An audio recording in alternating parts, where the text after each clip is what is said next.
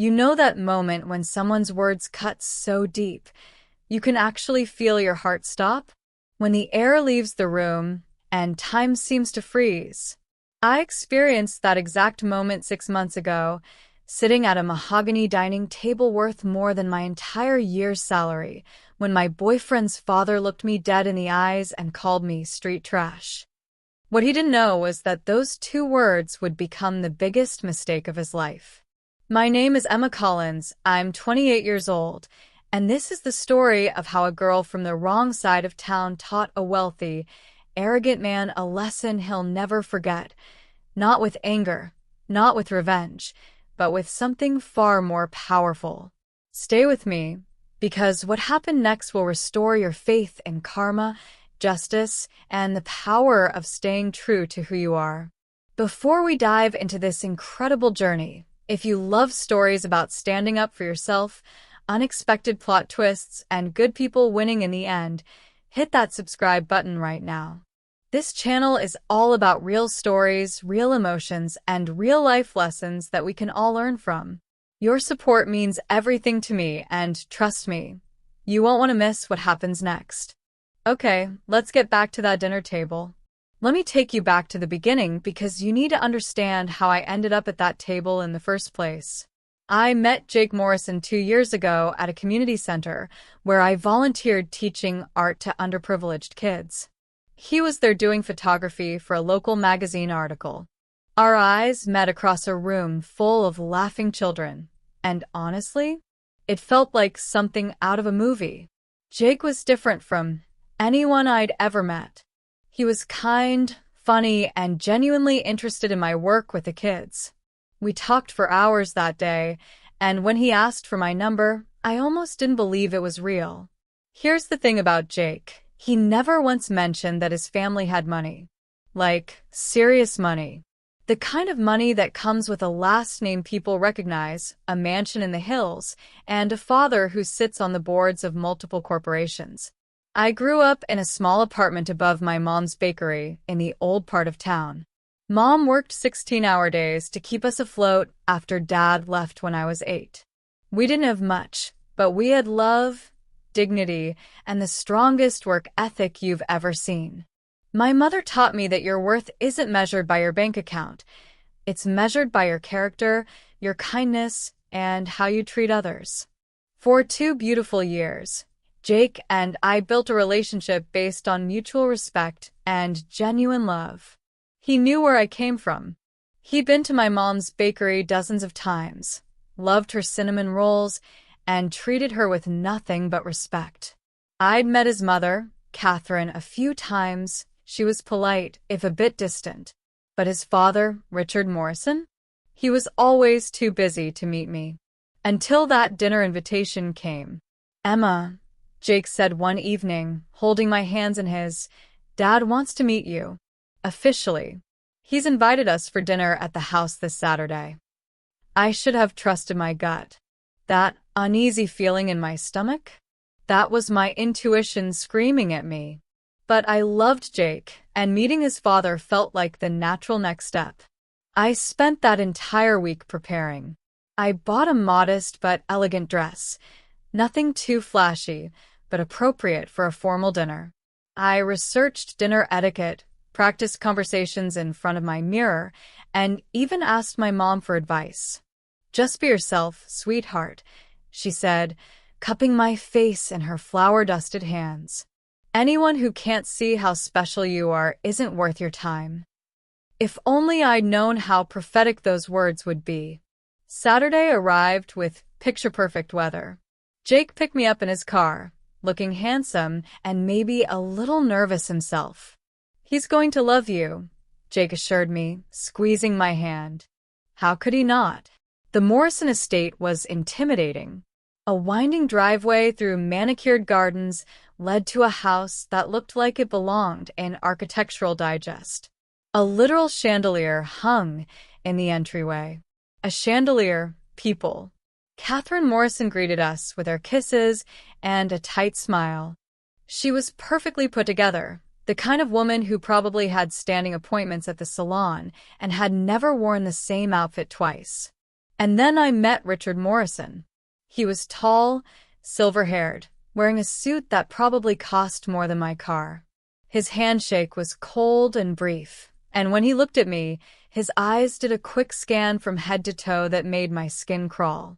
It wasn't appreciative, it was assessing, evaluating, judging. "So," he said, his voice dripping with false pleasantry, "you're the young woman who's been occupying my son's time. Not even nice to meet you. Not I've heard so much about you. Just that." Dinner was served in a dining room bigger than my entire apartment. Crystal glasses, china plates with gold trim, more forks than any human being could possibly need. I'd studied up, so I knew which fork to use when, but I could feel Richard's eyes on me the entire time, waiting for me to slip up. The conversation started innocently enough. Catherine asked about my work. I explained that I ran art programs for at-risk youth while also doing freelance graphic design to pay the bills. "How charitable," Richard said, his tone making it clear that charitable was code for pointless. Jake tried to redirect. "Emma's incredibly talented, Dad. She just landed a contract with—" "I'm sure it's very nice," Richard interrupted, not even looking at Jake. His eyes were fixed on me. "Tell me, Emma, where did you say your family was from?" Here we go, I thought. "I grew up on Maple Street," I said evenly. "My mom owns Collins Bakery. It's been in our family for 30 years. The silence that followed was deafening. Richard set down his wine glass with deliberate precision. "Maple Street," he repeated slowly, as if tasting something sour. "That's in the older part of town, isn't it?" "It's a working-class neighborhood, yes," I replied, keeping my voice steady even though my heart was racing. "I see." He dabbed his mouth with his napkin. "And your father?" "He's not in the picture." That one syllable contained volumes of judgment. Jake's hand found mine under the table, squeezing tight. I could see the tension in his jaw, the way his shoulders had gone rigid. Catherine tried to change the subject, asking about Jake's upcoming work project, but Richard wasn't done. "You know, Emma," he said, leaning back in his chair like a king on his throne, "I've built everything you see here from the ground up. The Morrison name means something in this city. It represents excellence, legacy, breeding." Breeding. He actually said breeding. "I'm sure Jake has explained to you that our family moves in certain circles.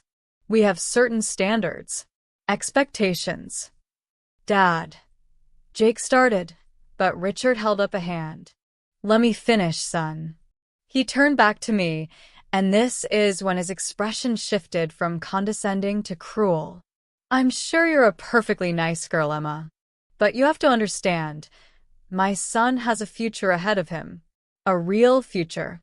He's going to take over the family business, marry someone appropriate, someone from his world, who understands what it means to carry the Morrison name." My throat was tight, but I forced myself to speak. "With all due respect, Mr. Morrison, Jake and I love each other. That should be what matters." The laugh that came out of Richard Morrison's mouth was sharp and humorless. "Love," he scoffed. "How delightfully naive. Love is what people tell themselves when they can't see the obvious incompatibilities staring them in the face." He leaned forward, and his next words were delivered with surgical precision, designed to cut deep and leave scars. "Let me be very clear, Emma. I will not allow my son to throw away his future on street trash." Street trash. The words hung in the air like poison gas. I heard Catherine gasp softly, saw Jake's face go pale, then red with fury, felt my own heart crack, right down the middle. But here's what Richard Morrison didn't expect. I didn't cry. I didn't yell. I didn't give him the reaction he wanted. Instead, I stood up slowly, placed my napkin on my plate with perfect etiquette, and looked him straight in the eyes. "Thank you for dinner, Mr. Morrison," I said, my voice steady despite the fire burning in my chest. "It's been illuminating." I turned to Catherine. Mrs. Morrison, your home is beautiful. And then I walked out, head held high, with Jake running after me. Music shifts to determined, hopeful tones. Jake caught up with me in the driveway, absolutely beside himself. Emma, I am so sorry. I had no idea he would. I can't believe he said that to you. I turned to face him, and I could see the tears in his eyes matching the ones streaming down my cheeks. Jake, it's not your fault, I said. But we need to talk. Really talk. We ended up at a 24-hour diner, the irony not lost on me that I felt more comfortable in a vinyl booth with cracked laminate tables than I ever could at his father's mansion. I want to march back there and tell him exactly what I think of him, Jake said, his hands shaking with anger. I want to tell him he's a snob and a bully, and that he just insulted the most important person in my life. And then what? I asked gently. Jake, your father is who he is. He's not going to change because you yell at him. So what do we do? I'm not giving you up, Emma. I don't care what he thinks. I loved him so much in that moment, this man who was willing to defy his entire family for me. But I also knew something Jake didn't quite understand yet. Burning bridges wouldn't prove anything. It would just confirm his father's belief that I was a negative influence, someone who drove wedges into families. I need some time to think, I told him honestly. This isn't just about tonight. This is about whether we can build a life together when your family, when your father, sees me as beneath you. We agreed to take a few days to process everything. Jake was torn between his love for me and his complicated family loyalty. I understood that even though it hurt. I went home that night and cried in my mother's arms. I told her everything, every condescending look, every cutting word, and finally, those two devastating words. Mom held me while I sobbed, and then she pulled back and looked at me with fierce love in her eyes. Emma Collins, you listen to me. That man's words say everything about him and nothing about you. You know your worth. I raised you to know your worth. But, Mom, what if Jake's father is right? What if I'm not? Stop right there. Her voice was firm. You are brilliant, kind, talented, and you work harder than most people I know. You lift up everyone around you. That man judges people by their zip code instead of their character, which makes him small. You hear me? Small. Something in her words planted a seed in my mind. Not revenge, I'm not that kind of person. But something else. An idea that would take time to grow. Over the next few days, I did a lot of thinking. Jake called and texted constantly, apologizing, telling me he loved me, asking when we could see each other. I loved him, but I needed to figure out if love was enough. And then, while scrolling through social media one evening, I saw something that changed everything. The Morrison Foundation was hosting their annual charity gala in 3 months. It was their biggest event of the year, raising money for at-risk youth programs. The irony was staggering. Richard Morrison pretending to care about kids from the same backgrounds he'd just insulted me for coming from. But then I saw the details. They were looking for proposals from organizations that worked with underprivileged youth. The winning organization would receive a $100,000 grant and be featured as the gala's spotlight charity. And just like that, I knew exactly what I had to do.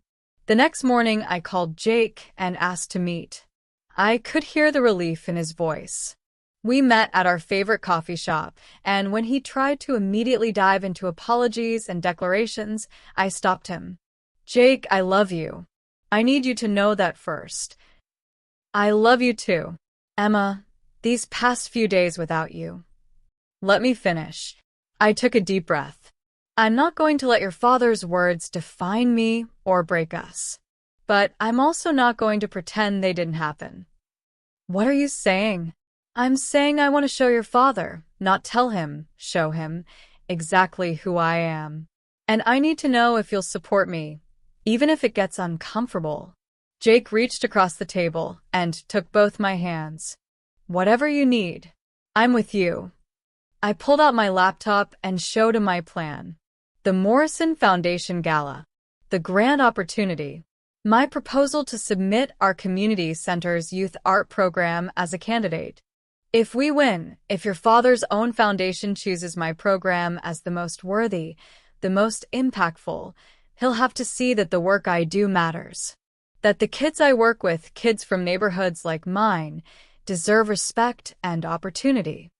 Jake's eyes widened as he understood. Emma, this is brilliant. But the competition is going to be intense. Organizations from all over the state apply. I know. That's why I'm going to work harder than I've ever worked in my life. And I did. For the next 3 months, I poured everything into that proposal. I documented every success story from our program. Kids who'd gone from struggling in school to thriving, teenagers who'd found purpose and direction through art, families that had been brought together by creative projects. I worked with the kids to create a portfolio of their work that would blow people's minds. I gathered testimonials from parents, teachers, and social workers. I created a detailed budget showing exactly how $100,000 could transform our program and reach 3 times as many kids. I barely slept. I lived on coffee and determination. My mom helped however she could, and Jake was my rock, believing in me even when I doubted myself. We kept our relationship quiet during this time. Jake didn't tell his father we were still together. Not because we were hiding, but because we both knew Richard would try to sabotage my application if he knew I was behind it. The proposal deadline came, and I submitted everything with shaking hands. Then came the waiting. 6 weeks later, I got the email. We'd made the top 5 finalists. My heart nearly exploded. But here's where it got really interesting. The final selection wouldn't be made by a committee. It would be made by Richard Morrison himself, presenting his choice at the gala in front of all the foundation's major donors. 3 weeks before the gala, the finalists were invited to tour the foundation's headquarters and meet briefly with the selection committee. This would be my first time seeing Richard Morrison since that disastrous dinner. I dressed professionally, but authentically, no pretending to be someone I wasn't. When I walked into that boardroom, I held my head high. Richard was there, along with several other board members. His eyes widened in recognition when he saw me, and I watched his jaw tighten. "Miss Collins," he said coldly. "What a surprise." "Mr. Morrison," I replied evenly. "Thank you for this opportunity." The meeting was professional but tense.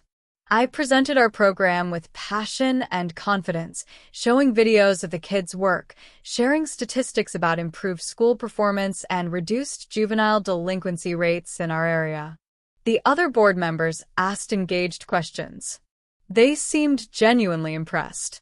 Richard barely spoke, but I could feel his eyes burning into me the entire time.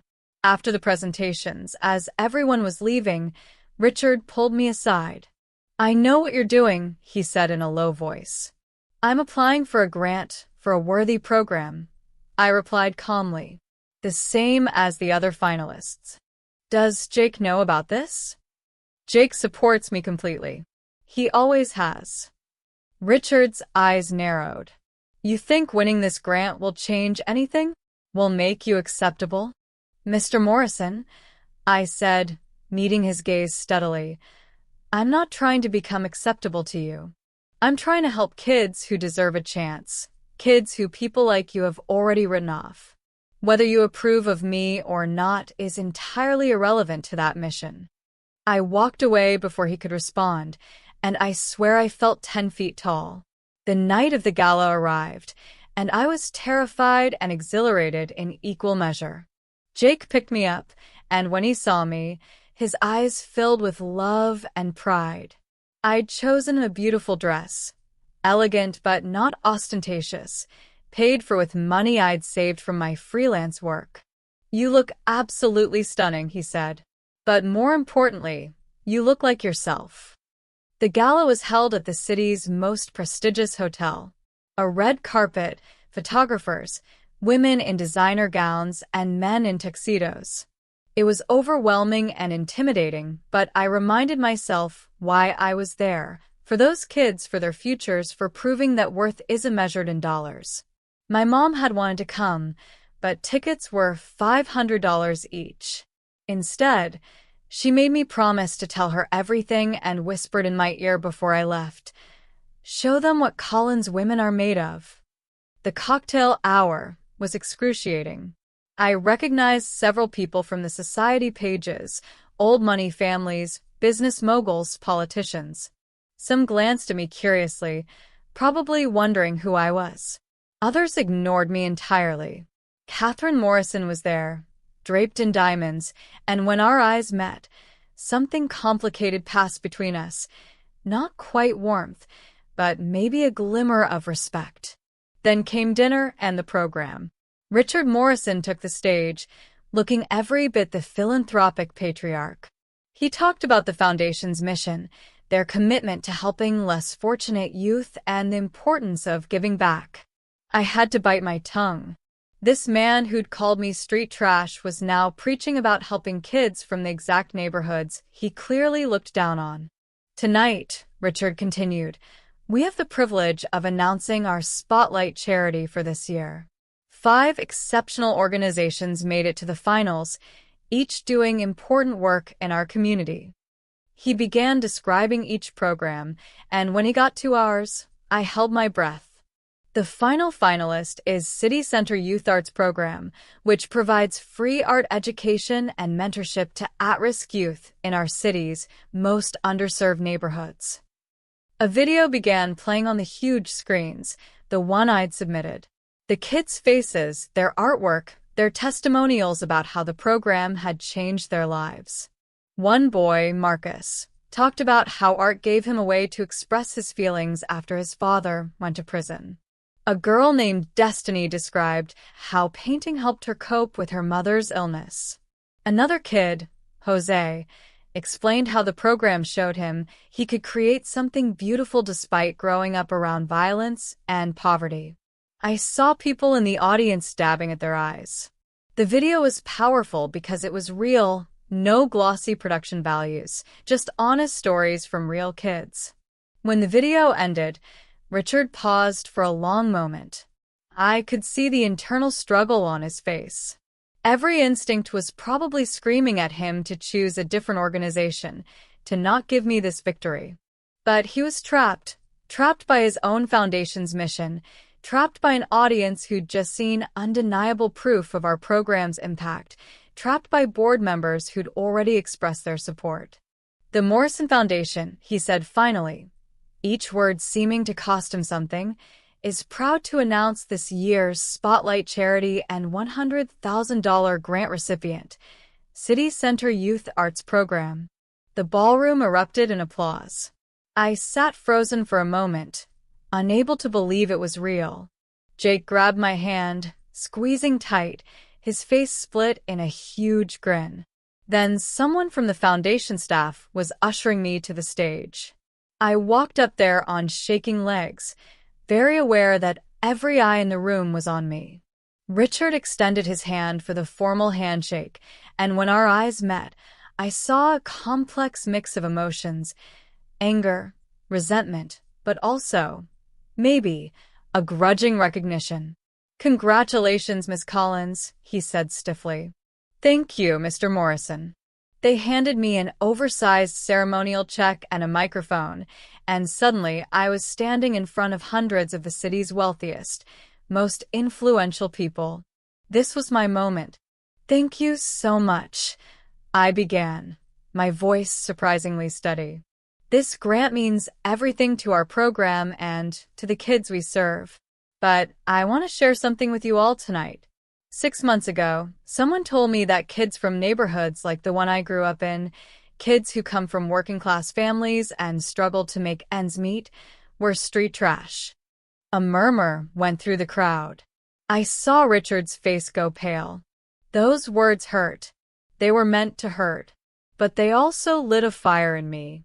Because I know that where you come from doesn't define where you're going. That your zip code doesn't determine your worth. That kids who grow up in poverty aren't trash. They're treasures waiting to be discovered. The young people in our program, they're brilliant. They're creative. They're resilient. They've faced challenges most of us can't imagine, and they show up every single day ready to learn, ready to create, ready to prove that they matter. This grant isn't just money. It's validation. It's society saying, yes, you matter. Yes, you deserve resources and opportunity. Yes, your dreams are worth investing in. To everyone in this room who supports this foundation and makes grants like this possible, thank you. You're not just changing individual lives. You're breaking cycles of poverty and limited opportunity. You're proving that every child deserves a chance to shine. And to anyone out there who's ever been told they're not good enough, not worthy enough, not sophisticated enough, don't you ever believe it. Your background is your strength. Your struggles make you resilient. And nobody has the right to make you feel less than. The applause started slowly, then built to a roar. People rose to their feet, a standing ovation that went on and on. I saw tears on faces, nods of agreement, heard shouts of support. And I saw Richard Morrison, still on stage, forced to stand there and applaud while I essentially called him out in front of all his peers without ever saying his name. Jake was beaming at me from the audience, and I saw Catherine Morrison standing and clapping too, something soft in her expression. After the ceremony, the rest of the evening was a blur. People kept approaching me to offer congratulations, to share their own stories of overcoming adversity, to ask about our program. Several other wealthy donors asked how they could support our work beyond the grant. I collected business cards from people who wanted to volunteer, who wanted to donate, who wanted to help spread the word. Richard Morrison disappeared immediately after the ceremony. Catherine, however, sought me out. "Emma," she said quietly, "that was a remarkable speech. Truly remarkable." "Thank you, Mrs. Morrison." She glanced around, then leaned in closer. "I want to apologize for my husband's behavior at that dinner. What he said was inexcusable. I should have spoken up and I didn't. That's something I have to live with." I was stunned. This was the last thing I'd expected. "I've been thinking a lot since that night," she continued. "About my own privilege, about the assumptions I've made. You've given me much to consider." She pressed something into my hand, a personal check for $10,000 made out to our program. "This is for me, personally, not from the foundation. Please use it however you see fit." Before I could respond, she walked away, leaving me standing there with tears in my eyes. Jake found me a few minutes later and swept me into a hug. "You were incredible up there," he whispered. "I've never been more proud of anyone in my life. Your dad looked like he wanted to disappear into the floor." "Good," Jake said fiercely. "Emma, I need to tell you something. I've been doing a lot of thinking too. About family, about loyalty, about what really matters." He led me outside to the hotel's terrace, where we could see the city lights sprawling below us. "I love my father, but I don't respect what he said to you. I don't respect how he judges people. And I realized something tonight, watching you up there. You have more class, more grace, more real sophistication than he'll ever have." "Jake, let me finish. I'm moving out. I'm getting my own place, living on my own salary instead of family money. I need to prove to myself, and to you, that I'm choosing this life we're building together because it's what I want, not because it's comfortable or expected. You don't have to do that for me. I'm doing it for us. For the future I want us to have, one we build together, on our own terms." He pulled a small box from his pocket, and my heart stopped. "Emma Collins, I've loved you from the moment I saw you teaching those kids to paint. You make me want to be better, do better, see the world through clearer eyes. I know this has been an insane journey, and my family has put you through hell, but will you marry me? I looked at this man I loved, standing on that terrace with the city stretched out below us and our whole future ahead of us, and there was only one answer. Yes. Yes, absolutely yes. That was 6 months ago. Since then, so much has changed. The $100,000 grant allowed us to triple our program capacity. We're now serving over 200 kids, have hired 2 additional instructors, and opened a second location. 3 of our students have received full scholarships to art schools. 1 kid's work was featured in a gallery downtown. Another won a national competition.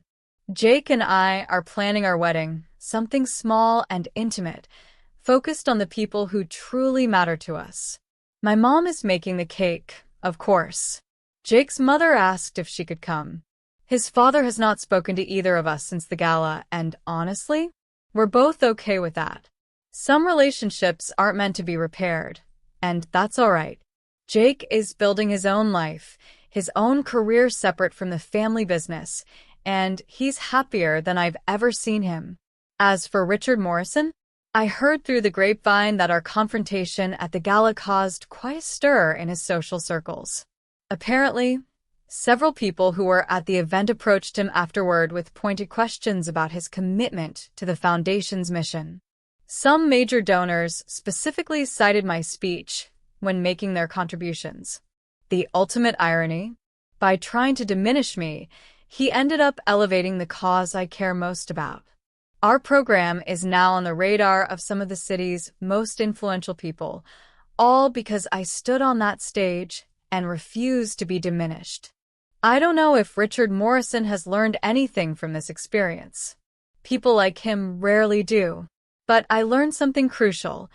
Your worth isn't determined by what others think of you. It's determined by what you know to be true about yourself and what you do with the gifts you've been given. When someone calls you street trash, you have choices. You can let those words break you. You can fight back with anger. Or you can rise above it and prove, through your actions and your character, that their judgment says everything about them and nothing about you. I chose the third option and it changed my life. So that's my story. The story of how 2 terrible words became the catalyst for something beautiful, not just for me, but for hundreds of kids who now have opportunities they wouldn't have had otherwise.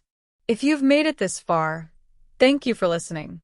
Thank you for caring about this journey. I want to leave you with this. If you're going through something difficult right now, if someone has made you feel small or unworthy, please remember that you get to decide your worth. Not them. You. And sometimes the best revenge isn't revenge at all. It's success. It's grace. It's proving that your light can't be dimmed by someone else's darkness. If this story resonated with you, I'd be so grateful if you'd hit that subscribe button. Share this story with someone who needs to hear it. Drop a comment below telling me about a time you turned pain into purpose. I read every single one, and your stories inspire me just as much as I hope mine inspired you. This is Emma Collins reminding you, know your worth, stand in your truth, and never, ever let anyone make you feel less than the incredible person you are.